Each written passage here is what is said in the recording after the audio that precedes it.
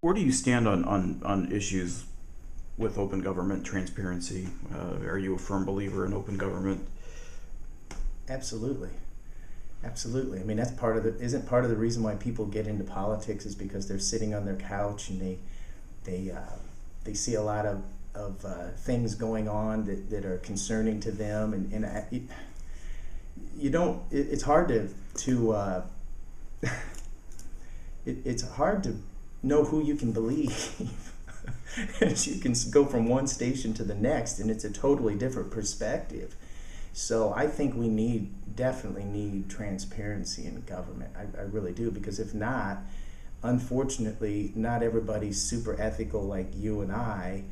If they're given an opportunity, they might take advantage of it in an adverse way. Mm-hmm. And I think we need that transparency to keep people honest. Okay. Kind of move on to a series that I've sort of dubbed "Good Idea, Bad Idea." No. Indifferent, yeah. So I'll just throw out some topics, Sure. and you tell me what you think. You know, if it was a good idea or a bad idea. Mm-hmm. I was asked the other day. Someone made the comment that it's always easy to go back and second guess somebody, but this isn't about second guessing so much as it demonstrates, I think, where you line up with different ideas. Mm-hmm. So that's want my viewers to keep that in mind as they go through this. The Maplecrest Road Extension. Mm-hmm. Good idea, bad idea. There are parts of that I kind of like. There's a lot of it I kind of don't like. The part about, and I think this is where Darren votes, I believe, the only one who voted against that. And I probably would have voted against it with Darren. I mean, if it's just a matter of getting from point A to point B more conveniently, I think that's a good idea. But, after reading the report, like Walmart has already committed to building a facility down there from what it said.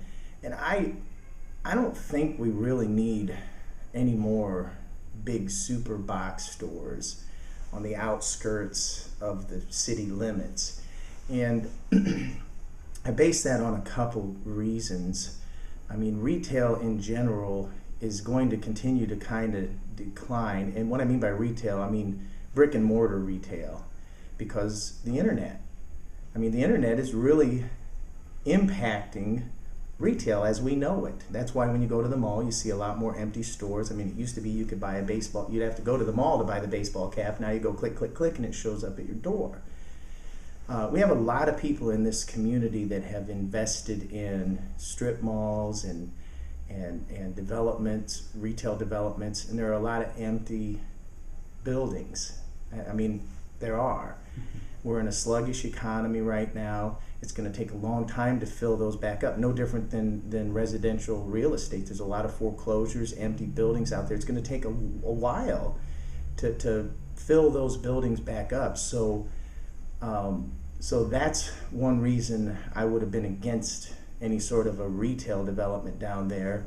The other thing is if you go out, we have a model that kind of tells us how things are going to materialize with Maplecrest, and that's Chapel Ridge.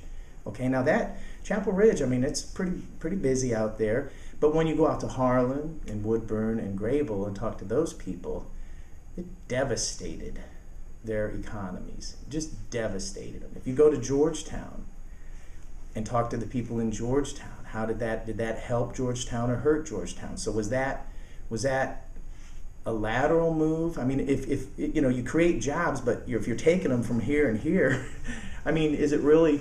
And then we sit back, you have the big like Vision 2020, where you sit there and you listen to them talk about how we need to bring good paying jobs to the region, and where Indiana's very low on the totem pole as far as average hourly wages. And then you sit back and you say, well, we're creating that.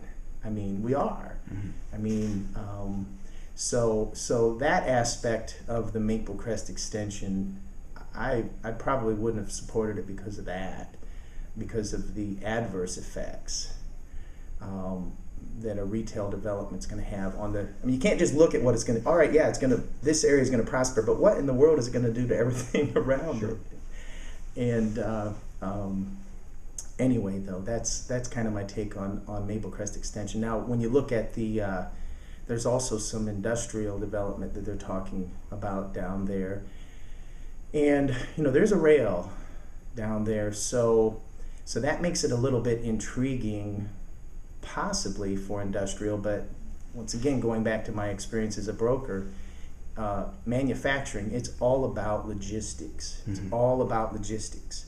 And if the county's going to be buying $5 million worth of land elsewhere, I mean, we have to be real careful about that, because you don't want 8 different choices, because quite frankly, 2 of them are probably going to be good and appealing, and the other 6 might not be, and they might sit empty forever.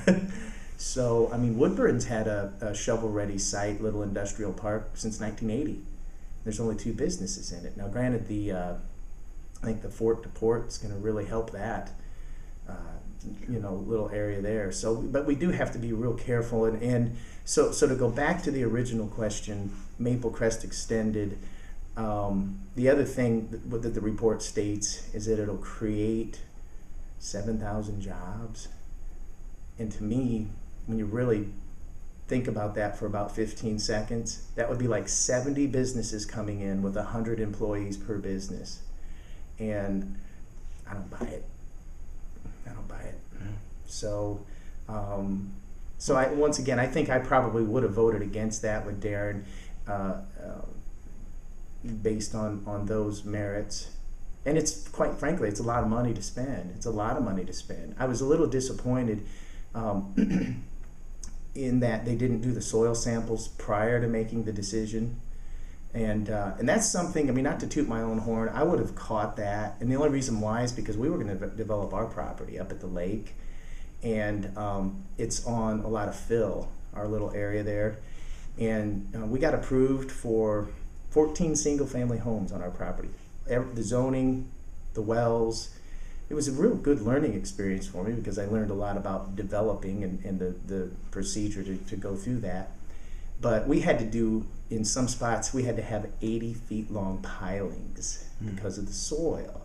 So the fact that they're building this on a swamp, I would have raised the red flag. I really would have, It seems like someone would have caught it. I mean, that's you think about that area. It's not. Yeah, you get down past the railroad tracks, and it was just amazing to me. And once again, it's another reason why I decided to get off the couch, and instead of sitting back and maybe complaining about things, I'm like, all right, I'm going to get involved. So it sounds like, if I can paraphrase almost, or it almost sounds like you're a little bit concerned as well about the urban sprawl issue. Yeah. Of this, what this could do. Yeah. Yeah, I think maybe the fact that I was born in small rural communities, it makes me real conscious of what we're doing in the urban community and how it affects everything around it. I mean, it really does, because we have to look at this as a county-wide approach and take into consideration not only how is it going to benefit this area, but more importantly, how's it going to hurt this other area? And I didn't realize this until recently, but is it true that Chicago only has 1 Walmart? Did you know, or I know they got approved to build some more. And I think that's true, and it seems like New York is the same way. I don't think you'll find a Walmart inside New York, Manhattan. And so you think about that, and what's the attraction for people to go to Chicago and New York? It's a hustle and bustle. People are walking around, going to the cool shops. And if there was a Walmart on every corner, would that affect that? Heck yeah, it would. So the fact that those communities, and that leads me to something else. This is a little bit not really directly related to county council, but I really think, and once again, you have to observe what's going on in other communities, even if they are a lot bigger. I think it's going to be really important for our community in general, and I'm talking Harlan, Woodburn, Grable, Fort Wayne, downtown Fort Wayne. We really need to start looking at the pedestrian friendly aspect of our community. It's going to be critical to community surviving, because once again, probably one of the biggest competitors out there for retail is the internet. And the fact that, you have to look at the tendencies of the late teenage age person or 20-something. They're really conditioned to live off that BlackBerry or their computer, their laptop, and they're going to order products online. So if you own a little shop downtown Fort Wayne and all you're doing is selling your product versus the product online, you're probably going to lose often. So we as a community have to create an experience. And part of that's going to have to be, I think, pedestrian, because the approach up to this point has always been, okay, what can we build and hope that people will go to it? Well, why don't you start making an area people-friendly, pedestrian-friendly? People go there, and if there's a lot of activity as a business owner, you're going to want to be there. So maybe we'll fill some of those streets. I mean, I guess maybe that's kind of why I was against Calhoun Street. I was against spending the money to make that a little bit less pedestrian-friendly, because I just look at the future and where the economy's heading, in particular with retail. I think that's an aspect that we really need to be focusing on. And like I said, that's not directly related to county council, but I consider myself an advocate for the community. I really do. And I'm going to sit down and maybe throw some things out onto the table. I've gotten to know the citizens of Harlan really well, and Woodburn and Grable and Leo's kind of cut. They're in the next district, but I've kind of peeked in up there a little bit too, and everybody's equally important to prosper.